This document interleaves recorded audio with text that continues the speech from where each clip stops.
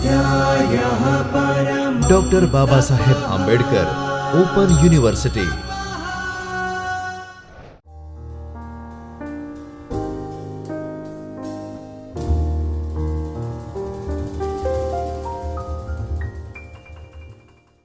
નમસ્કાર વિદ્યાર્થી મિત્રો, ડૉક્ટર બાબા સાહેબ આંબેડકર ઓપન યુનિવર્સિટીના સ્કૂલ ઓફ કોમર્સ એન્ડ મેનેજમેન્ટના આસિસ્ટન્ટ પ્રોફેસર હું ખુશ્બુ જાદવ આપનું હાર્દિક સ્વાગત કરું છું.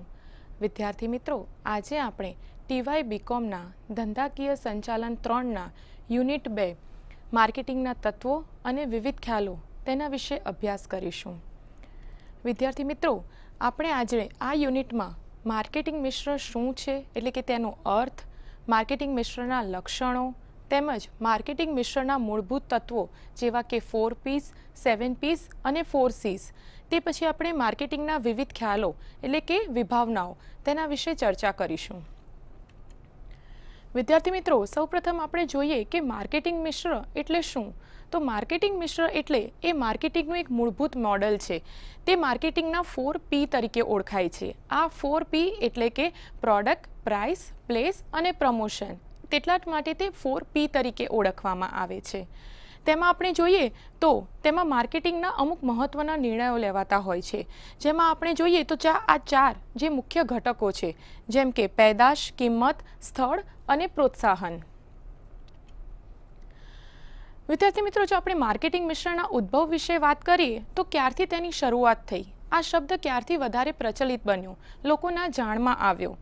તો સૌથી પહેલાં માર્કેટિંગનો વ્યવહારમાં સદીઓથી ઉપયોગ થતો આવ્યો છે અને માર્કેટિંગનો થિયરીનો જો આપણે વિકાસની વાત કરીએ તો તે તો સદીઓથી ચાલતી આવી છે.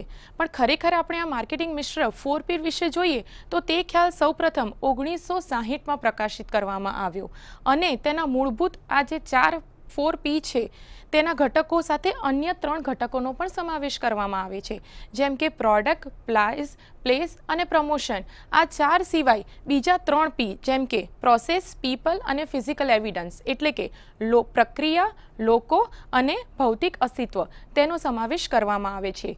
સૌથી પહેલાં 4 Pનો જ ઉપયોગ થતો હતો. હવે આ વધારાના 3 P એટલે કે પ્રક્રિયા, લોકો અને ભૌતિક અસ્તિત્વ તેનો પણ તેમાં સમાવેશ કરવામાં આવે છે. એટલે હવે 4 Pને બદલે તેને આપણે 7 P તરીકે ઓળખીએ છીએ. જો આપણે લોટરબોર્નના મત મુજબ જોઈએ તો તે 4 C's ને કોસ્ટ, કમ્યુનિકેશન, કન્વિનિયન્સ અને કન્ઝ્યુમર તેમાં વિભાજિત કરે છે.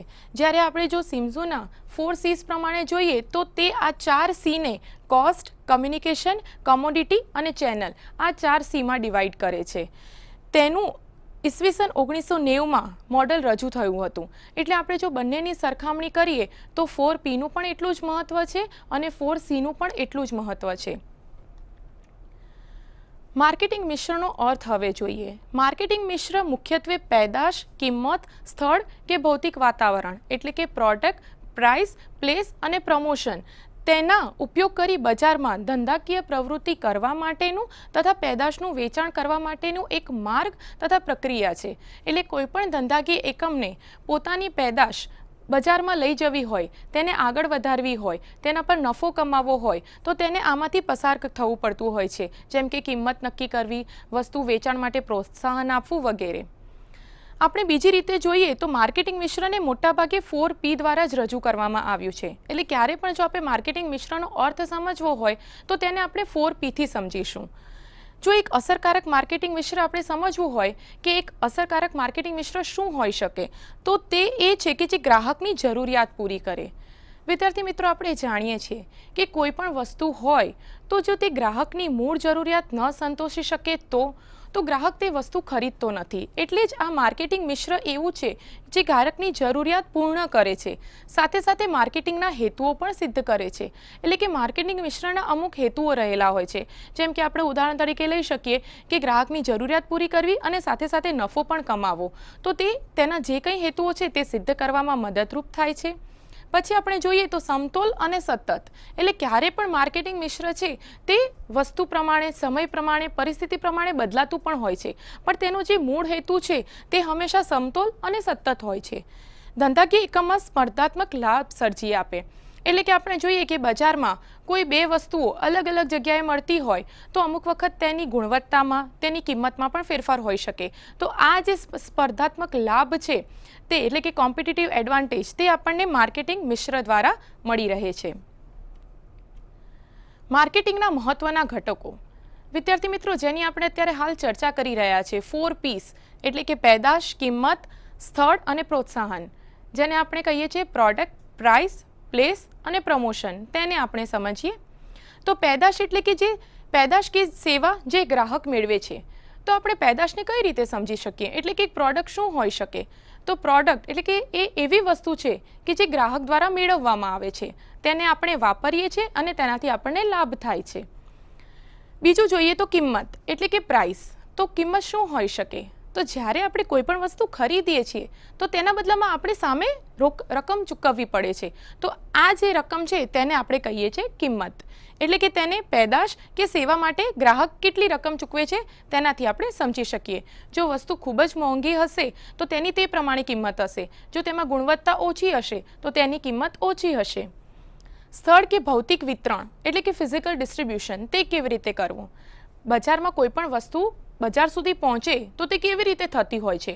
તો તે સ્થળ કે ભૌતિક વિતરણ દ્વારા થતી હોય છે. એટલે કે ડિસ્ટ્રીબ્યુશન થતું હોય છે, જ્યાંથી ત્યાંનું મેન્યુફેક્ચરિંગ થતું હોય છે, ત્યાંથી લઈને તે પેદાશ બજાર સુધી કેવી રીતે પહોંચે છે. ગ્રાહકો વચ્ચે પેદાશની વહેંચણી કેવી રીતે થાય છે તે આપણને સ્થળ કે ભૌતિક વિતરણ સમજાવે છે. એટલે કે વસ્તુ આજે બની ગઈ છે, હવે તે વહન દ્વારા બજાર સુધી કેવી રીતે પહોંચે છે. અને છેલ્લું છે પ્રોત્સાહન. ગ્રાહકને કેવી રીતે શોધવું અને પેદાશ ખરીદી માટે તૈયાર કરવો.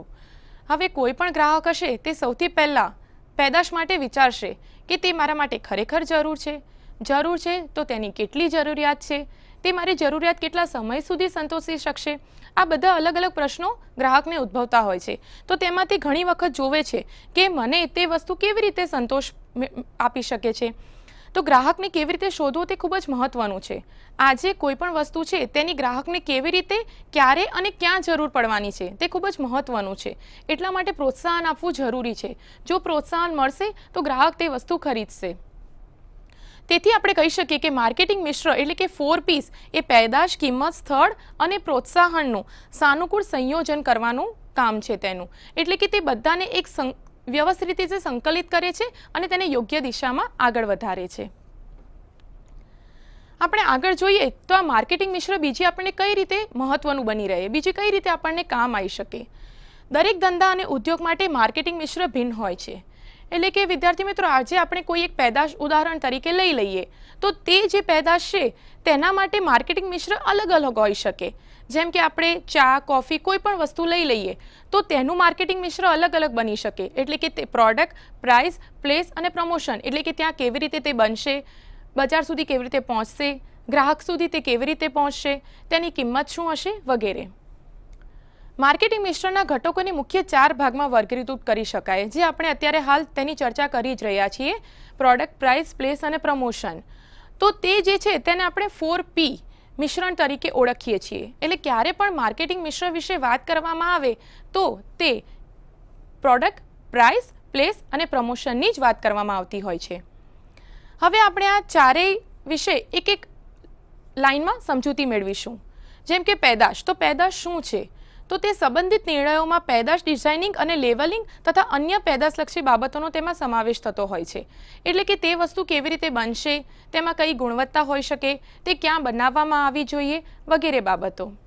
બીજું આપણે જોઈએ તો કિંમત. હંમેશા ગ્રાહકો સાથે એવું થતું હોય છે કે ગ્રાહક કોઈ પણ વસ્તુ ખરીદવા તૈયાર થઈ જાય છે, પણ જ્યારે તે તેની કિંમત જોવે છે અને તેને વ્યાજબી ન લાગે, વધારે લાગે તો તે વસ્તુ ખરીદતો નથી. તો આમાં હંમેશા આપણે જોઈએ તો માર્કેટિંગ મિશ્રમાં કિંમત એ ખૂબ જ મહત્વનો નિર્ણય બની રહે છે. કારણ કે વિશાળ જથ્થામાં વેચાણ પેદાશ કિંમત પર આધારિત રાખતી હોય છે. જો કોઈ પણ મેન્યુફેક્ચર એટલે કે વેપારી હશે તો તે જેટલી ઓછી વસ્તુ બનાવશે તેટલી જ તેને ખર્ચો એટલે કે કોસ્ટ વધશે. અને તો જે પેદાશ છે જો તે વધારે બનાવશે તો તેની જે કોસ્ટ છે તે તેને ઘટી જતી હોય છે અને તેની સીધી અસર કિંમત પર પડતી હોય છે. જો તે વધારે યુનિટ્સ બનાવશે તો તેની કોસ્ટ ઘટે છે અને સાથે સાથે સીધું જ તે તેની જે કિંમત છે તેને સાથે ઘટાડી શકે છે. અને જો સામે તેની માંગ એટલી ન હોય પેદાશની તો તે જેટલી બી યુનિટ્સ બનાવે છે તે ઓછી બનાવે છે અને સાથે સાથે તેની સીધી અસર કિંમત પર પડે છે. એટલે કે ઓછા યુનિટ્સ બનાવવાની સાથે કોસ્ટ વધે છે અને સાથે જ તેની કિંમતમાં વધારો થાય છે. ત્રીજું અગત્યનું ઘટક જોઈએ તો તે સ્થળ છે. કોઈ ચોક્કસ બજાર દર્શાવી શકે છે કે જ્યાં વેચાણ માટે પેદાશ મૂકવામાં આવે. વિદ્યાર્થી મિત્રો, આપણે જાણીએ છીએ કે કોઈ પણ વસ્તુની આપણને જરૂર પડે, એટલે કે ગ્રાહકને પણ જરૂર પડે, તો તે વસ્તુ જો તેના ઘરના નજીક કે તેના કોઈ નજીકના વિસ્તારમાં ન મળી રહે તો શું થાય? એટલે કે તે વસ્તુ જેની તેને જરૂરિયાત છે, જો તેને નજીકના વિસ્તારમાં મળી રહે તો તે વસ્તુ તેને ફાયદારૂપ નીવડે છે. એટલે કે તે વસ્તુ તેના કામમાં આવી શકે. આજે કોઈ પણ વસ્તુ દૂર મળતી હશે તો ગ્રાહક વિચારશે કે તે વસ્તુ તેને ખરીદવી નથી. પ્રોત્સાહનનો શું ભૂમિકા હોઈ શકે? પ્રોત્સાહન એક એવું ઘટક છે કે જે વેચાણ વધારવા માટે જરૂરી છે. વિદ્યાર્થી મિત્રો, આપણે જાણીએ છીએ કે આપણા ઘરે પણ સેલ્સમેન આવતા હોય છે. અમુક વખત એવું બનતું હોય છે કે અમુક વસ્તુ આપણને ખરીદવી નથી હોતી. આપણે નામ જ સાંભળીએ કે આ વસ્તુ અને આપણે સીધું જ ના પાડતા હોઈએ છીએ કે મારે જોવું પણ નથી, લેવી પણ નથી. અમુક વખત એવું પણ હોય છે કે તેઓ ફ્રીમાં ડેમો આપવા પણ તૈયાર હોય છે, છતાં પણ આપણે જોતા નથી. પણ આ એક પ્રોત્સાહન એક એવું માધ્યમ છે જેના દ્વારા આપણે ગ્રાહકને પ્રોત્સાહિત કરી શકીએ છીએ. એટલે કે તેમને આપણે કહી શકીએ છીએ કે આ વસ્તુ તમારા માટે કેટલી સારી છે, તમને કેટલો ફાયદો આપી શકે છે. પછી આપણે તે પ્રોત્સાહન દ્વારા તે વસ્તુ ખરીદવા માટે આપણે તૈયાર થઈએ છીએ. અને તે વિવિધ પ્રકારની પદ્ધતિઓ અને સાધનોનો ઉપયોગ કરવામાં આવે છે. એટલે કે આજે આપણે પ્રોત્સાહન આપીએ તો એવું પણ હોઈ શકે કે આપણે તે જ્યારે પણ ગ્રાહકની સામે રજૂઆત કરીએ તો આપણે અલગ અલગ સાધનોનો ઉપયોગ કરતા હોઈએ છીએ, જેના દ્વારા ગ્રાહક પ્રોત્સાહિત થઈ શકે. જો આપણે માર્કેટિંગ મિશ્રનો અર્થ સમજવો હોય તો ફિલિપ કોટલરે તેના મત મુજબ આપણને કહ્યું છે કે માર્કેટિંગ મિશ્ર એ અંકુશિત માર્કેટિંગ ચલોનું મિશ્રણ છે, જેનો એકમ લક્ષ્યાંકિત બજારમાં નિર્ધારિત વેચાણનું સ્તર પ્રાપ્ત કરવા માટે ઉપયોગ કરે છે. એટલે કે આજે આપણે બજારમાં કઈ રીતનું માર્ગ જોઈએ છે, કેટલું આગળ વધવું છે, આપણને કેટલા ગ્રાહકો જોઈએ છે અને તેમના તરફથી આપણને કેવો રિસ્પોન્સ મળે છે. એટલે કે કોઈ પણ વસ્તુ આપણે બજારમાં મૂકી તો તેનો આપણને કેવો પ્રતિસાદ મળે છે, તે વસ્તુ ખરેખર તેમને ગમે છે કે નથી ગમતી, તેની જે કિંમત છે તે તેમને વધારે લાગે છે કે ઓછી લાગે છે, ગુણવત્તામાં કોઈ ફેરફાર કરવાની જરૂર છે વગેરે. જો આપણે કોટલર અને આર્મસ્ટ્રોંગના મત મુજબ જોઈએ તો માર્કેટિંગ મિશ્ર છે એ અંકુશિત વ્યૂહાત્મક સાધનો કે ઘટકોનો સમૂહ છે. એટલે કે ક્યારે પણ આપણને આ 4P પ્રોડક્ટ, પ્રાઇસ, પ્લેસ અને પ્રમોશન તેના પર જો આપણને અંકુશ રાખવો હોય તો તે આપણે તરત જ રાખી શકીએ છીએ. તો આ જે પેદાશ, કિંમત, સ્થળ અને પ્રોત્સાહન છે જેનો લક્ષ્યાંકિત બજારમાંથી એકમનો ઈચ્છિત પ્રતિસાદ પેદા કરવા માટે ઉપયોગ થાય છે. એટલે કે આજે બજારમાં ગ્રાહક તરફથી આપણને ઈચ્છિત પ્રતિસાદ જોઈતો હોય છે. એટલે કે આપણે જેવું ચાહીએ છીએ, ધારો કે હું મેન્યુફેક્ચર છું, વેપારી છું, તો હું એક પ્રકારનો પ્રતિસાદ ગ્રાહક તરફથી ઈચ્છું છું કે જ્યારે હું બજારમાં આ વસ્તુ મૂકીશ તો મને આ પ્રકારનો પ્રતિસાદ મળશે. માર્કેટિંગ મિશ્ર એ 4Ps અને 7Ps એમ બંને તરીકે જાણીતું છે. તો જ્યારે આપણે 4Psની વાત કરીએ ત્યારે સાથે સાથે 7Ps પણ એની સાથે જોડાયેલું છે. એટલે કે જ્યારે આપણે પ્રોડક્ટ, પ્રાઇસ, પ્લેસ અને પ્રમોશનની વાત કરીએ ત્યારે જે 7Ps છે એટલે કે બીજા 3P છે તે પણ તેની સાથે જોડાયેલા જ હોય છે. પેદાશ માટે કોટલર અને આર્મસ્ટ્રોંગ શું જણાવે છે? તો પેદાશ એટલે માલ અને સેવા કે જે લક્ષ્યાંકિત બજારને રજૂ કરે છે અને તે એક ભૌતિક વસ્તુ છે. વિદ્યાર્થી મિત્રો, જ્યારે આપણે પેદાશની વાત કરીએ તો તે કેવી વસ્તુ હોઈ શકે કે જેને આપણે જોઈ શકીએ? તો તે વસ્તુ ભૌતિક વસ્તુ છે કે આજે તેનું સ્થાન છે, તેને આપણે જોઈ શકીએ છીએ અને અડી પણ શકીએ છીએ. જો આપણે કિંમતની વાત કરીએ તો સોલોમોન તેમનો મત એ મુજબનો છે કે કિંમત એ રકમ છે જે ગ્રાહકે પ્રસ્તાવ કે પેદાશ સેવા મેળવવા માટે તેના બદલામાં ચૂકવવી પડતી રકમ. એટલે કે આજે આપણને કોઈ પણ વસ્તુ જોઈતી હોય તો તેના બદલામાં આપણે એક રકમ ચૂકવવી પડે છે. તો તે જે આપણે રકમ ચૂકવીએ છીએ તેને કિંમત તરીકે ઓળખવામાં આવે છે. સ્થળની વાત કરીએ તો કોટલર અને આર્મસ્ટ્રોંગનો મત શું છે તે આપણે જોઈએ. કોટલર અને આર્મસ્ટ્રોંગ જણાવે છે કે સ્થળ અથવા ભૌતિક વિતરણ એ એવી પ્રવૃત્તિઓનો સમાવેશ કરે છે કે જે લક્ષ્યાંકિત ગ્રાહકોને પેદાશ પ્રાપ્ત કરવા માટે થતો હોય. એટલે વિદ્યાર્થી મિત્રો, જ્યારે પણ આપણે સ્થળની વાત કરીએ તો તે સ્થળ એક એવી જગ્યા છે કે જ્યાં ગ્રાહકને જે વસ્તુ જોઈતી હોય તે તેને મળી રહે. આગળ આપણે જોઈએ તો પ્રોત્સાહન એટલે કે મોટિવેશન. તો મોટિવેશન શું છે?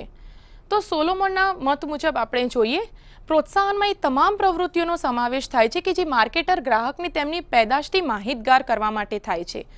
આજે હું કોઈ પણ ગ્રાહકને જે પણ પેદાશ છે તેના વિશે જણાવીશ તો મારે તેની પૂરી માહિતી તેમને આપવી પડશે. તો આ જે આપણે માહિતગાર કરીએ છીએ ગ્રાહકને અને તેમને પ્રોત્સાહિત કરીએ છીએ તેને પ્રોત્સાહન તરીકે ઓળખવામાં આવે છે, કારણ કે આપણે તેમને પ્રોત્સાહિત કરીએ છીએ કે આ વસ્તુ તમે ખરીદો અને તે તમને નજીકના ભવિષ્યમાં અને પછી પણ તે તમને કેવો લાભ આપશે. ભૌતિક પુરાવો કે અસ્તિત્વ. જેથમલ જણાવે છે કે ભૌતિક પુરાવો અસ્તિત્વ એ એવું પર્યાવરણ છે કે જેમાં સેવા પૂરી પાડવામાં આવે છે અને જ્યાં ગ્રાહક અને એકમ સંવાદ કરે છે. તો ભૌતિક વાતાવરણમાં ગ્રાહક અને સામે જે વેપારી છે તે બંને મળે છે અને તેમના બંને વચ્ચે સંવાદ થાય છે.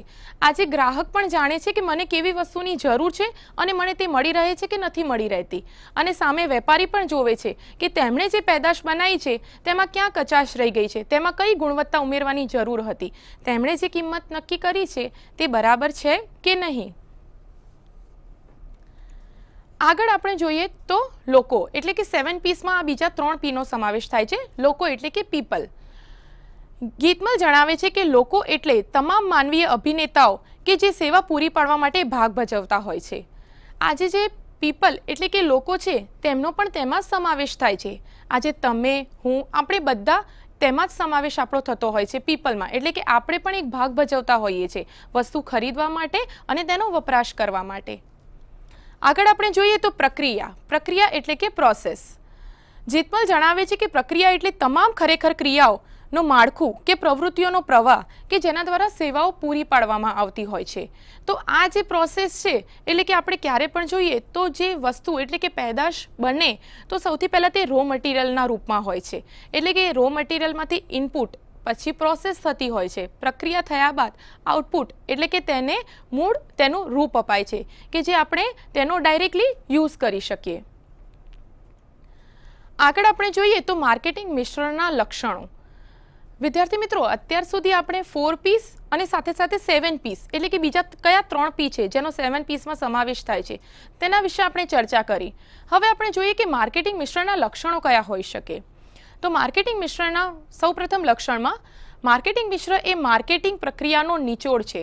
એટલે કે આપણે જોઈએ કે ક્યારે પણ માર્કેટિંગ મિશ્ર લેવામાં આવે કે તેને સમજવામાં આવે તો તે દરેક ઘટક સંબંધિત ઘણા મુશ્કેલ નિર્ણયોનો સમાવેશ કરતો હોય છે. એટલે કે આજે બજારમાં માર્કેટિંગ મિશ્રનો નિર્ણય લેવો દરેક વેપારી માટે ખૂબ જ મહત્વનો છે અને તે એક અઘરો નિર્ણય પણ છે. બીજું આપણે આગળ જોઈએ તો માર્કેટિંગ મિશ્ર બદલાતી જતી જરૂરિયાતોની સાથે સાથે સતત અવલોકન થતું રહેવું જોઈએ. વિદ્યાર્થી મિત્રો, એવું નથી કે જે જરૂરિયાત આપણી 1-2 મહિના પહેલાં કે થોડા સમય અગાઉ હતી તે જરૂરિયાતો અત્યારે પણ હોઈ શકે અને તે જ રીતની હોઈ શકે. એટલા માટે વેપારીને ખૂબ જ સમજવું જરૂરી છે કે બજારમાં જે ગ્રાહકો ખરીદવા આવે છે તેમની જરૂરિયાતો કેવી છે અને તેનું સતત અવલોકન જો થશે તો જ વેપારી જાણી શકશે, બજારને ઓળખી શકશે કે ગ્રાહકોને કઈ રીતની વસ્તુ જોઈએ છે, કઈ રીતની પેદાશ જોઈએ છે, તેઓ સાથે સાથે તેમાં કેવી ગુણવત્તા ઈચ્છે છે. ત્રીજું આપણે જોઈએ તો બાહ્ય પર્યાવરણમાં થતા બદલાવો મુજબ વિશ્વમાં બદલાવો કરવા જરૂરી. એટલે કે તેવું હોઈ શકે અમુક વખત કોઈ પણ વસ્તુ હોય તો તે આપણને ઓછી કિંમતમાં મળતી હોય છે તો આપણને એવું લાગતું હોય છે કે તે વસ્તુ ઘણી સારી છે અને તે આપણી અમુક જરૂરિયાતો પૂર્ણ કરે તો આપણે તે ખરીદવા માટે પ્રેરાતા હોઈએ છીએ. પણ હવે સમય બદલાતો જાય છે. જે વસ્તુઓ આપણે સમજીએ છીએ, જે વસ્તુઓ આપણી સામે આવે છે, જે મુશ્કેલીઓનો આપણે સામનો કરીએ છીએ તેમાંથી આપણે હવે બહાર આવવાનું છે અને ખરેખર હવે પેદાશ કેવી હોવી જોઈએ, તેને આપણે કઈ રીતે બજારમાં આપવી જોઈએ, ગ્રાહકોને કઈ રીતે સંતોષ આપવો જોઈએ તે બધું જાણવું જરૂરી છે. અમુક વખત એવું પણ હોઈ શકે કે પેદાશ કે બ્રાન્ડ પ્રત્યેની વફાદારીને ખરીદ શક્તિ કે સમય સાથે બદલાતી રહેતી હોય છે. એટલે કે એવું પણ હોઈ શકે કે આજે ગ્રાહકની જે આવક છે તે જો ઓછી થઈ જાય તો તે જે બ્રાન્ડની વસ્તુ વાપરતો હોય છે, જેમાં તેનો વિશ્વાસ હોય છે, તે ઘટી જતો હોય છે. હવે તેની ઓછી ઇન્કમ પ્રમાણે, ઓછી આવક પ્રમાણે તે ઓછી ગુણવત્તાવાળું અને ઓછી કિંમતવાળી વસ્તુ ખરીદશે.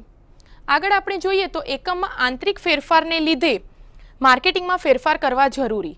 એટલે કે જ્યારે ઇન્ટરનલ ફેક્ટર્સ અફેક્ટ કરતા હોય પર્યાવરણને લીધે, એન્વાયરમેન્ટને લીધે, ત્યારે માર્કેટિંગ મિશ્રમાં પણ ઘણો જ બદલાવ આવતો હોય છે. તો જ્યારે ઇન્ટરનલ ફેક્ટર્સ અફેક્ટ કરે આંતરિક વધારે ફેરફાર થાય તો તેની સાથે સાથે આપણે બીજા ફેરફાર કરવા પણ ઘણા જ જરૂરી બની રહે છે. ધંધાકીય અને બિનધંધાકીય એકમોને પણ લાગુ પડે છે. વિદ્યાર્થી મિત્રો, અમુક વખત આપણને એમ લાગે કે આ માર્કેટિંગ મિશ્ર છે તે ફક્ત ધંધાકીય એકમને જ લાગુ પડતું હશે, પણ ખરેખર તેવું નથી. ધંધાકીય એકમની સાથે સાથે જે બિનધંધાકીય એકમ છે તેને પણ આ જ વસ્તુ લાગુ પડે છે.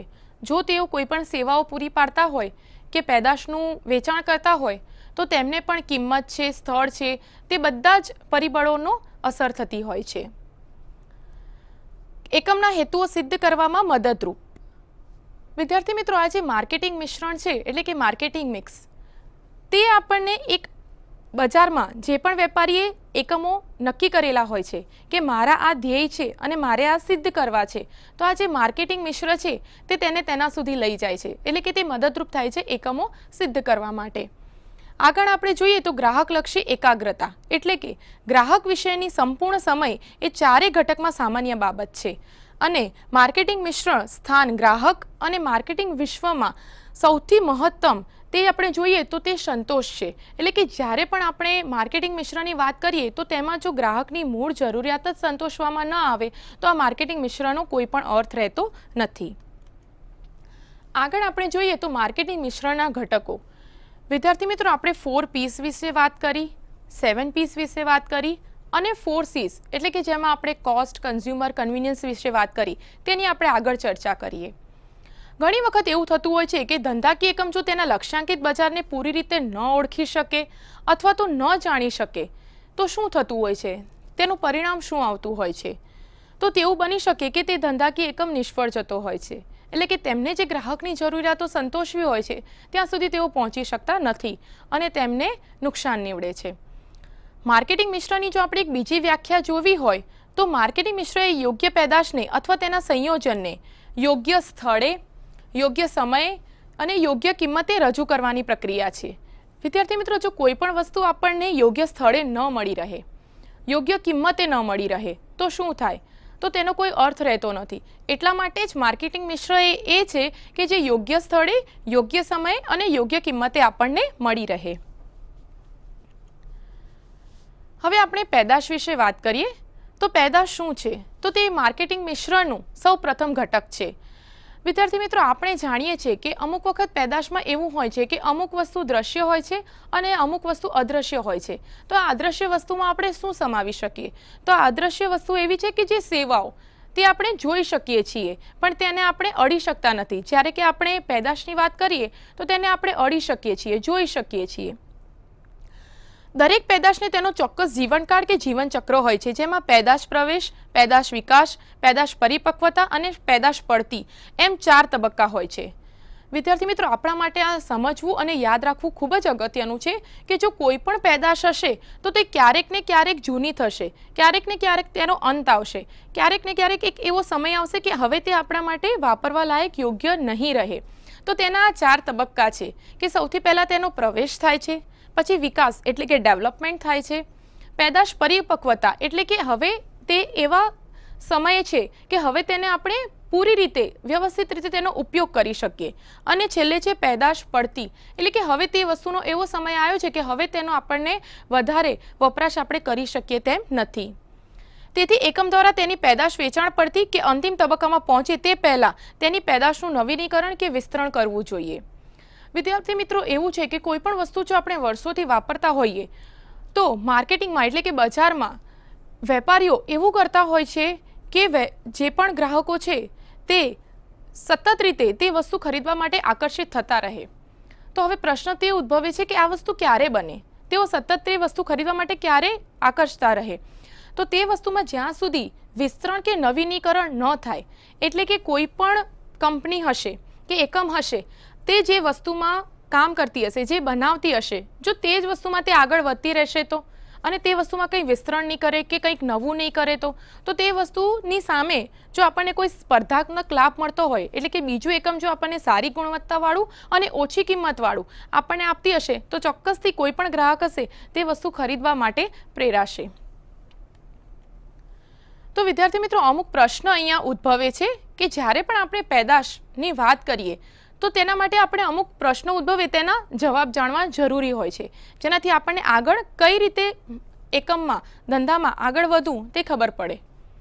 પેદાશ કે સેવામાંથી ગ્રાહક શું ઈચ્છે છે, એટલે કે આજે આપણે પેદાશ બનાવીએ છીએ, વસ્તુ બનાવીએ છીએ ગ્રાહકને સંતોષ આપવા માટે, તો ખરેખર તેની જે મૂળ જરૂરિયાત તે સંતોષાય છે કે નથી સંતોષાતી? ગ્રાહક તેનો ઉપયોગ ક્યાં અને કેવી રીતે કરશે? આપણે જે પેદાશ બનાવીએ છીએ અને આપણે જે વિચારીએ છીએ કે ગ્રાહક આ જ દિશામાં તેનો ઉપયોગ કરશે, તો ખરેખર ગ્રાહકો તે જ દિશામાં તેનો ઉપયોગ કરે છે? પેદાશનું નામ શું છે? ઘણી વખત એવું હોય છે કે નામ જે છે તે ખૂબ જ અગત્યનો ભાગ ભજવે છે. આપણે વસ્તુનું જે નામ આપીશું તેનાથી ખરેખર તેમને જાણકારી મળે છે કે તે નામથી જ તે પેદાશની ઓળખાણ થાય છે. પેદાશનું કદ અને રંગ કયા અને કેવા છે? વિદ્યાર્થી મિત્રો, આ ખૂબ જ અગત્યનું છે. બાહ્ય દેખાવ તેનાથી ગ્રાહક વધારે આકર્ષાતો હોય છે અને તે સંતોષાતો હોય છે કે ના, મારે આ વસ્તુ ખરીદીશ તો તેમાંથી મને ચોક્કસ લાભ મળવાનો છે. એટલે કે આપણે તે પેદાશનું કદ કેવું રાખીશું, તેનો રંગ આપણે કેવો રાખીશું તે નક્કી કરવાનું હોય છે. પેદાશ કેવી દેખાય છે, એટલે કે બાહ્ય દેખાવ તેનો કેવો છે, અને છેલ્લે તમારી પેદાશ તમારા હરીફની પેદાશથી કેવી રીતે અને કેટલી રીતે જુદી છે. આ તો દરેક જે સ્પર્ધાત્મક લાભમાં જે પણ હરીફ હોય તેણે આ વસ્તુ વિચારવી જરૂરી છે. જો તેને બજારમાં ટકી રહેવું હશે તો તેને ચોક્કસથી આ વસ્તુ વિચારવી પડશે કે તે જે પેદાશ બનાવે છે તેનાથી બીજી વ્યક્તિની જે પેદાશ છે તે કેવી રીતે અલગ છે. આગળ આપણે જોઈએ તો કિંમત. જેમ આપણે પેદાશ જોઈ કે તે સૌ પ્રથમ ઘટક છે, તેવી રીતે માર્કેટિંગ મિશ્રણનું બીજું ઘટક છે કિંમત. વિદ્યાર્થી મિત્રો, આપણે આગળ પણ જોયું કે કિંમત શું છે. તો આ જે કિંમત છે તે એવી રકમ છે કે જે આપણે વસ્તુના બદલામાં ચૂકવતા હોઈએ છીએ. સામે આપણે કોઈ પણ વસ્તુ લઈએ તો તેની આપણે રકમ ચૂકવીએ છીએ, અને આ જે આપણે રકમ ચૂકવીએ છીએ તેને માર્કેટિંગ મિશ્રની ભાષામાં આપણે કિંમત તરીકે ઓળખીએ છીએ. વિદ્યાર્થી મિત્રો, આપણે જો કિંમત વિશે આગળ સમજવું હોય તો પેદાશની કિંમતમાં ફેરફાર સમગ્ર માર્કેટિંગ વ્યૂહરચનાને અસર કરનારું પરિબળ છે. એટલે જો કિંમતમાં થોડો પણ ઉતાર ચઢાવ આવશે, થોડો પણ ફેરફાર થશે, જો વધશે કે ઘટશે તો તેની બજાર પર પૂરેપૂરી અસર થતી હોય છે. જો ઓછી થશે તો પણ ઘણો બધો ફેરફાર થતો હોય છે, અને તે પેદાશની જો ભાવ એટલે કે કિંમત વધી જતી હોય છે તો પણ ઘણો બધો ફેરફાર થતો હોય છે. કિંમત હંમેશા ગ્રાહકની નજરમાં તમારી પેદાશનો એક આભાસી ખ્યાલ છે. એટલે કે વિદ્યાર્થી મિત્રો, અમુક વસ્તુ એવી હોય છે કે આપણે વિચારી લઈએ છીએ કે આ વસ્તુ આટલા રૂપિયાની છે, એટલે કે બહુ મોંઘી છે, તો આપણા માટે એવો તરત જ ખ્યાલ આવતો હોય છે મગજમાં કે તે વસ્તુ આ રીતની હશે, તેમાં આ ગુણવત્તા હશે. પણ અમુક વખત એવું થતું હોય છે કે આ એક આપણો આભાસી ખ્યાલ છે. કિંમત વધારે તો જ વસ્તુ સારી એવું હંમેશા હોતું નથી. હંમેશા હરીફની કિંમતનું અવલોકન કરી, ખાતરી કરી અને ત્યાર પછી તે મુજબ પેદાશ કે સેવાની કિંમત નક્કી કરવી જોઈએ. હંમેશા કોઈ પણ હરીફ હોય તો તેમણે જોવું જોઈએ કે આજે હું જે પેદાશ બનાવવા જઈ રહ્યો છું તે બજારમાં કેટલી કિંમતે વેચાય છે, તેઓએ તેની કિંમત કેમ એટલી જ રાખી છે, તેની સાથે સાથે તે લોકો બીજું શું આપી રહ્યા છે, તેમાં કઈ ગુણવત્તા છે, તે તેમણે જોવું જોઈએ. કિંમત નિર્ધારણ સમયે એકમે અમુક પ્રશ્નો ધ્યાનમાં રાખવા જોઈએ. જેમ આપણે પેદાશ સમયે ધ્યાનમાં રાખ્યા તેવા અમુક બીજા પ્રશ્નો છે. જેમ કે પેદાશોનું ઉત્પાદન કરવાથી એકમને કેટલી પડતર થશે, ગ્રાહકનું અપેક્ષિત પેદાશ મૂલ્ય કેટલું છે, શું તમને એવું લાગે છે કે થોડો કિંમત ઘટાડો તમારા બજાર વિસ્તારમાં મહત્વપૂર્ણ વધારો કરી શકે? એટલે કે જો તમે વસ્તુની કિંમત ઘટાડવા માટે તૈયાર હોય તો તમને એવું લાગે છે કે વસ્તુની કિંમત ઘટવાને કારણે તમને ગ્રાહક તરફથી વધારે પ્રતિસાદ મળે? આ જવાબો જો તમે મેળવો તો તમને આ જે કિંમત છે તેના ઘણા બધા જવાબ મળી રહે છે. આગળ આપણે જોઈએ તો સ્થળ. વિદ્યાર્થી મિત્રો, જેમ આપણે પેદાશ જોયું અને તે જ રીતે પછી આપણે કિંમત જોયું અને તેના પ્રશ્નોની ચર્ચા કરી, તેવી જ રીતે હવે સ્થળ શું છે તે આપણે જોયું કે સ્થળ એક એવી જગ્યા છે કે જ્યાં કોઈ પણ ગ્રાહકને તેની વસ્તુ મળી રહે છે. તો તેના માટે પણ અમુક અગત્યના પ્રશ્નો છે જે આપણે પૂછવા અને ધ્યાનમાં રાખવા જરૂરી છે. જેમ કે તમારી પેદાશ અને સેવા માટે તમારો ગ્રાહક ક્યાં તપાસ કરે છે. એટલે કે આજે આપણે કોઈ પણ વસ્તુ લેવા માટે ગયા તો આપણને ખબર છે કે તે દુકાને તે નથી મળતી, તો પણ આપણે બીજા ત્રીજા દિવસે જઈને તપાસ કરીએ છીએ કે ખરેખર એ વસ્તુ મેં આજે માંગી હતી ત્યાં મને ન મળી, શું બીજા ત્રીજા દિવસે મને ખરેખર ત્યાં હવે મળી રહે છે? એકમ વિવિધ વિતરણ કડી કેવી રીતે પ્રાપ્ત કરી શકે? શું તમારે એક સક્ષમ વેચાણ સેનાની જરૂર છે? એટલે કે એવું હોઈ શકે કે જો તમે અલગ અલગ સ્થળે અમુક સમયાંતરે અને અલગ અલગ સ્થળે તમે જો એ વસ્તુ સામે ગ્રાહકને મળી રહે તે રીતે વિતરણ કરો તો તે ગ્રાહક માટે ખૂબ જ જરૂરી બની રહે છે અને તેમના માટે ખૂબ જ ફાયદાકારક છે. તમારા હરીફ કરતાં તમારી વિતરણ વ્યૂહરચના કઈ રીતે અલગ હોઈ શકે? વિદ્યાર્થી મિત્રો, અમુક વખત એવું હોઈ શકે કે આપણે જે સ્થળે વિતરણ કરીએ છીએ ખરેખર ગ્રાહકોની તે જરૂરિયાત જ ન હોય, તો તેમને તે વસ્તુઓની જરૂર જ ન હોય, તો સ્વાભાવિક છે કે તે વસ્તુઓનું ત્યાં વેચાણ શક્ય નથી. હવે જોઈશું પ્રોત્સાહન. વિદ્યાર્થી મિત્રો, આપણે આગળ ચર્ચા કરી કે પ્રોત્સાહન શું છે અને પ્રોત્સાહનની ભૂમિકા શું છે. તો તે પ્રોત્સાહન એક એવું છે કે જે ગ્રાહકને પ્રોત્સાહિત કરે છે પેદાશ ખરીદવા માટે. તો તેમાં પણ અમુક મહત્વના ઘટકોનો સમાવેશ થાય છે, જેમ કે વેચાણ માળખું, જાહેર સંબંધો, જાહેરાત અને વેચાણ પ્રોત્સાહન. જાહેરાત શું છે વિદ્યાર્થી મિત્રો? જાહેરાત આપણે જાણીએ છીએ કે સામાન્યપણે માહિતી સંચારની એક પદ્ધતિ કે સાધન છે જેમાં આપણે મુખ્યત્વે ટેલિવિઝન, રેડિયો વગેરેનો સમાવેશ કરી શકીએ. આજે આપણે એડવર્ટાઇઝમેન્ટ જોતા હોઈએ છીએ તો આ અલગ અલગ માધ્યમથી આપણે જોતા હોઈએ છીએ. માર્કેટિંગ મિશ્રણના 7 પીસ. વિદ્યાર્થી મિત્રો, આપણે આગળ જેમ 4 પીસની ચર્ચા કરી તેમ આ 7 પીસ એટલે કે પ્રોડક્ટ, પ્રાઇસ, પ્લેસ, પ્રમોશન આ તો પહેલાં હતા જ. હવે એમાંથી બીજા 3 પીનો સમાવેશ થયો છે, તે પીપલ, પ્રોસેસ અને ફિઝિકલ એવિડન્સ એટલે કે લોકો, પ્રક્રિયા અને ભૌતિક પુરાવા તેનો સમાવેશ થયો છે. વિદ્યાર્થી મિત્રો, આપણે લોકો અને પ્રક્રિયા તેની આગળ જે રીતે ચર્ચા કરી કે પીપલ અને તેમનું કામ શું હોઈ શકે, તેમની ભૂમિકા શું હોઈ શકે, તે જ રીતે કોઈ પણ એક વસ્તુ છે તો તેની પ્રક્રિયા કઈ રીતે હોઈ શકે, તે એક રો મટીરિયલથી લઈને તેના મૂળ રૂપ સુધી કેવી રીતે પહોંચે છે. ભૌતિક પુરાવા એટલે કે પર્યાવરણ આ માર્કેટિંગ મિશ્રણનું ચોથું ઘટક છે. વિદ્યાર્થી મિત્રો, આપણે જાણીએ છીએ કે ભૌતિક પર્યાવરણ એટલે કે કોઈ પણ એન્વાયરમેન્ટ હશે તે કોઈને કોઈ રીતે પેદાશને અસર કરતું હોય છે. એટલે કે જેટલું એન્વાયરમેન્ટ સારું મળી રહેશે તેટલો જ પ્રતિસાદ તે વસ્તુને સારો મળશે. માર્કેટિંગ મિશ્રણના 4 C's. વિદ્યાર્થી મિત્રો, આજે માર્કેટિંગ મિશ્રણના 4 C'નું મોડેલ જે છે તે 1990માં રોબર્ટ એફ લોન બોન દ્વારા વિકસાવવામાં આવ્યું છે. અને આમ તો આપણે જે જોઈએ તો તે એક 4Pની સુધારેલી જ આવૃત્તિ છે, પણ તેને 4Pના બદલે 4Cમાં તેનું રૂપાંતર કરવામાં આવ્યું છે. માર્કેટિંગ વિશ્વના ખ્યાલનો પાયાનો હિસ્સો તે નહોતો, પરંતુ એક માત્ર વિસ્તરણ જ હતું. એટલે કે તે 4 P's તરીકે ઓળખવામાં આવતું હતું, હવે તેને આપણે 4 C's તરીકે તેનું વિસ્તરણ કર્યું છે. જો તેમાં આપણે તેના ઘટકો જોઈએ તો સૌપ્રથમ ઘટક છે પડતર. તો આ પડતર શું હોઈ શકે? જ્યારે પેદાશ ખરીદવામાં આવે ત્યારે માત્ર તેની ચૂકવેલ કિંમત જે છે તેની પડતર ખર્ચ નથી, પરંતુ તેની પડતરમાં તેનો વૈકલ્પિક ખર્ચ તે તેનો હિસ્સો છે. તો જ્યારે પણ આપણે કોઈ પણ વસ્તુ ખરીદીએ તો તેમાં અમુક આપણને નુકસાન જતું હોય છે, તો અમુક આપણે કોસ્ટ ભોગવવી પડતી હોય છે, તો તેને આપણે અહીં પડતર તરીકે ઓળખીએ છીએ. ગ્રાહક જરૂરિયાત અને માંગ. વિદ્યાર્થી મિત્રો, જ્યારે પણ આપણે માર્કેટિંગ મિશ્રની કે 4 C'ની વાત કરીશું તો હંમેશા આપણો જે ફોકસ છે તે ગ્રાહકની જરૂરિયાત એટલે કે કન્ઝ્યુમર નીડ પર રહેશે અને સાથે સાથે તેમની માંગ એટલે કે તેમની ડિમાન્ડ કઈ છે તેના પર રહેશે. માહિતી સંચાર એટલે કે કમ્યુનિકેશન આ ખૂબ જ અગત્યનું છે. માહિતી સંચાર પ્રોત્સાહન એક ખૂબ જ સહકારપૂર્ણ હોય છે. એટલે કે જ્યારે આપણે જોઈએ કે કોઈ પણ એક ગ્રાહક છે તેનો બજાર સાથે એટલે કે વેપારી સાથે કેવો સંવાદ રહે છે અને તેઓ એકબીજાને કેવી રીતે ઓળખે છે, જો તે ખૂબ જ મજબૂત હશે તો સામે જે પણ પેદાશ છે તેને પણ ખૂબ જ સારો પ્રતિસાદ મળશે. આગળ આપણે જોઈએ તો સાનુકૂળતા એટલે કે કન્વિનિયન્સ. આજે કોઈ પણ વસ્તુ હશે તે જો મને ખરીદવી હશે તો જો તે મને કન્વિનિયન્ટલી મળી રહેશે એટલે કે સાનુકૂળતાથી મળી રહેશે તો તે હું ચોક્કસથી ખરીદીશ. પણ જો તે વસ્તુ ખરીદવા માટે આપણે દૂર જવું પડતું હશે, ખૂબ જ વધારે કિંમત આપણે આપવી પડતી હશે તો કોઈ પણ ગ્રાહક હશે તે વસ્તુ ખરીદવા માટે તૈયાર નહીં થાય. માર્કેટિંગના ખ્યાલો. વિદ્યાર્થી, તો માર્કેટિંગના અમુક ખ્યાલો છે જે આપણે સમજવા ખૂબ જ જરૂરી છે. અસરકારક માર્કેટિંગ સિદ્ધ કરવા માટે કુલ 5 પ્રકારના માર્કેટિંગ ખ્યાલો છે. આ 5 પ્રકારના જે માર્કેટિંગ ખ્યાલો છે તે માર્કેટિંગ મિશ્રણને સમજવા માટે ખૂબ જ જરૂરી છે. સૌપ્રથમ આપણે ખ્યાલ જોઈએ તો ઉત્પાદનનો ખ્યાલ. ઉત્પાદનનો ખ્યાલ જે છે તે ગ્રાહકોને પ્રાથમિક રૂપે એવી પેદાશ ઈચ્છે છે કે જે પરવડે તેવી હોય અને સરળતાથી પ્રાપ્ત થતી હોય.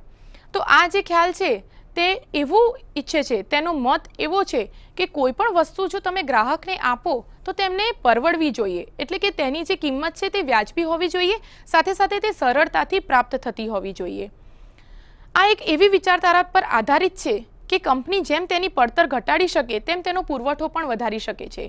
વિદ્યાર્થી મિત્રો, આની આપણે આગળ ચર્ચા કરી કે જો કોઈ પણ યુનિટ્સ વધારે બનાવવામાં આવશે, પેદાશ વધારવામાં આવશે તો જે તેની કોસ્ટ છે એટલે કે ખર્ચો છે તે વેપારીને ઘટી જતો હોય છે. એટલા માટે તે સીધી જ તે વસ્તુની જે કિંમત છે તે ઘટાડી શકે છે. જો ઉત્પાદન પ્રક્રિયા તેના પ્રમાણસર ધોરણ મુજબ ચાલુ રાખવામાં ન આવે તો કંપનીની પેદાશ ગુણવત્તામાં ઘટાડો અને તેને લીધે વેચાણ પર તેની સીધી અસર થતી હોય છે. જો કોઈ પણ પેદાશ હશે તેની કિંમત વધતી જ રહેશે કે વધારે રાખવામાં આવશે તો સામે તેને જે ગ્રાહક તરફથી પ્રતિસાદ જોઈએ છે તે મળશે નહીં અને સાથે સાથે તે ઉત્પાદન તો ચાલુ જ રાખે છે તો કોઈ પણ વેપારીને તેના માટે ખૂબ જ નુકસાન ભોગવવું પડતું હોય છે. હવે આપણે બીજો ખ્યાલ જોઈએ, પેદાશનો ખ્યાલ. કંપની પેદાશના ખ્યાલ પર ધ્યાન ત્યારે જ કેન્દ્રિત કરે છે કે જ્યારે ગ્રાહકો માટે તે ખૂબ જ અગ્રતાભર્યું હોય, ખૂબ જ મહત્વનું હોય, તે ગ્રાહક તે પેદાશને ખૂબ જ મહત્વ આપતી હોય.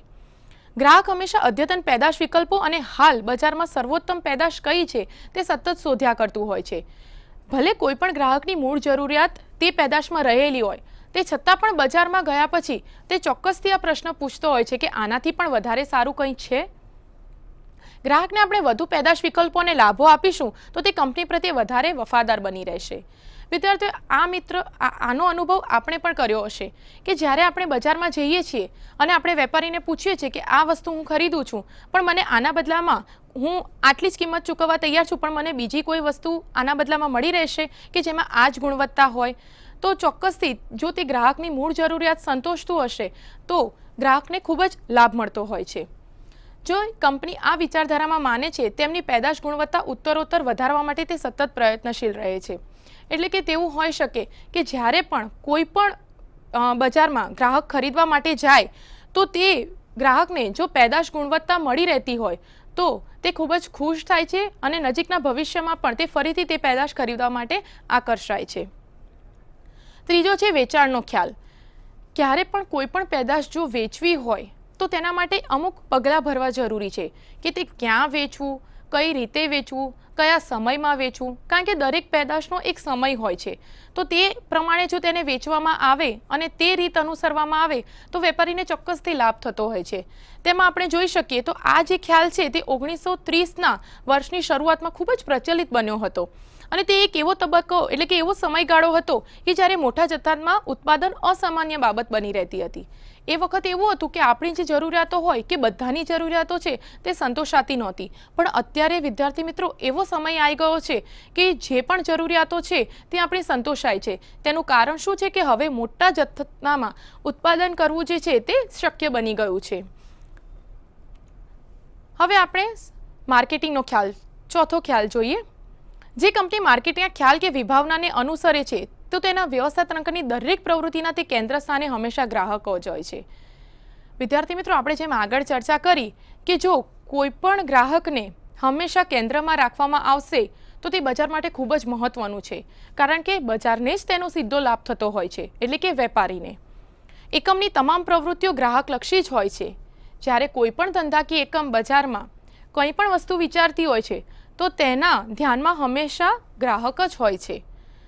જેવું વેચાણ શરૂ થાય છે કે સાથે ગ્રાહકો પેદાશ વિશે શું વિચારે છે અથવા તેમનો પેદાશ વિશે શું અભિપ્રાય છે, તેઓને પેદાશમાં કોઈ સુધારા વધારા જોઈએ છે કે નહીં તો તરત જ બજારમાં ધંધાકીય એકમ તે વસ્તુ કરવા માંડે છે. તેમને કોઈ પણ સુધારા વધારા જોઈતા હોય ગ્રાહકને તો તે પછી જે પણ પેદાશ બનાવશે તેમાં તેઓ તે સુધારા વધારા કરી નાખે છે. વિદ્યાર્થી, સૌથી છેલ્લો આ માર્કેટિંગ મિશ્રણનો ખ્યાલ છે, પાંચમો, સામાજિક માર્કેટિંગનો ખ્યાલ. સામાજિક માર્કેટિંગની વિભાવના લક્ષ્યાંકિત બજારની જરૂરિયાતો અને માંગ તથા હરીફોની તુલનાએ વધુ સારા મૂલ્યો પૂરી પાડવાની સાથે સાથે તે ગ્રાહકને કલ્યાણ અને સમાજ કલ્યાણ એટલે કે ગ્રાહકને સમાજ માટેની પ્રવૃત્તિને પણ પ્રદર્શિત કરે છે. એટલે કે આજે આપણે કોઈ પણ કંપની એટલે કે ધંધાકીય એકમ લઈ લઈએ તો તે CSR એટલે કે કોર્પોરેટ સોશિયલ રિસ્પોન્સિબિલિટી ફોલો કરતી આપણને જોવા મળી છે. એટલે કે સાથે સાથે તે એ પણ વિચારે છે કે હું જે પેદાશ બનાવું છું તેની સાથે તે જે સમાજ પર તેની કેવી અસર પડશે, હું જે પેદાશ બનાવું છું તેનાથી સમાજને કયો લાભ થશે. એટલે કે કોઈ પણ ધંધાકીય એકમ છે તેમણે તે પણ જોવું જોઈએ કે હું કોઈ પણ પેદાશ બનાવું તો તેનાથી સમાજને શું લાભ થાય છે અને એ પણ જોવું જોઈએ કે આ પેદાશ બનાવવાથી સમાજને કોઈ નુકસાન તો નથી જતું ને. અને આ તેમનો એક જોવા જઈએ તો તેમની એક આ ફરજમાં પણ આવે છે. સમાજલક્ષી માર્કેટનો ખ્યાલ આમ જોઈએ તો કહી શકાય કે માર્કેટિંગના ખ્યાલ કરતાં એક ડગલું આગળ છે. એટલે જ્યાં સુધી આપણે માર્કેટિંગના ખ્યાલ વિશે વાત કરી તો તેના કરતાં પણ જો આપણે આગળનું એક ડગલું જોવા જઈએ તો તે આ ખ્યાલ છે, સામાજિક માર્કેટિંગનો ખ્યાલ. જો આપણે તેને એક ઉદાહરણ તરીકે સમજવું હોય તો કોઈ પણ કંપની એક કાર બનાવે છે જે ઓછું ઈંધણ વાપરે છે, પણ આપણે સાથે જ એક બીજું ઉદાહરણ લઈ લઈએ કે કોઈ એક કંપની બીજી કાર બનાવે છે તે ખૂબ જ ઈંધણ વાપરે છે, જેનાથી પર્યાવરણમાં ખૂબ જ નુકસાન થાય છે, એટલે કે પ્રદૂષણ ફેલાય છે. તો આ આપણે જોવા જઈએ તો સમાજની દ્રષ્ટિએ યોગ્ય નથી, એટલે કે સમાજને નુકસાન થાય છે. તો તે પ્રમાણે આપણે કહી શકીએ કે તે જે સમાજને જે રીતે લાભ મળવો જોઈએ અને નુકસાન ન થવું જોઈએ તેનું તે ધ્યાન રાખતી નથી, એટલે કે તે CSR corporate social responsibility follow કરતી નથી. તો વિદ્યાર્થી મિત્રો, આજે આપણે માર્કેટિંગ મિશ્ર શું છે, એટલે કે 4Ps શું છે, 7Ps શું છે, 4C શું છે તેના વિશે ચર્ચા કરી. માર્કેટિંગના ઘણા અલગ અલગ ઘટકો છે, તત્વો છે, વિવિધ ખ્યાલો છે, તેના વિશે ચર્ચા કરી. આ આપણું બીજું યુનિટ હતું, ધંધાકીય સંચાલન 3નું. મને આશા છે કે આમાંથી તમને ઘણી જ સરસ માહિતી મળી હશે. તો વિદ્યાર્થી મિત્રો, આવતા વખતે એટલે કે આવતા ટોપિકમાં આપણે યુનિટ 3 ધંધાકીય સંચાલન 3નું લઈશું. ત્યાં સુધી મારી આશા છે કે તમે સતત આગળ વધતા રહો, પ્રગતિ કરતા રહો. ધન્યવાદ. स्वाध्यायः परमः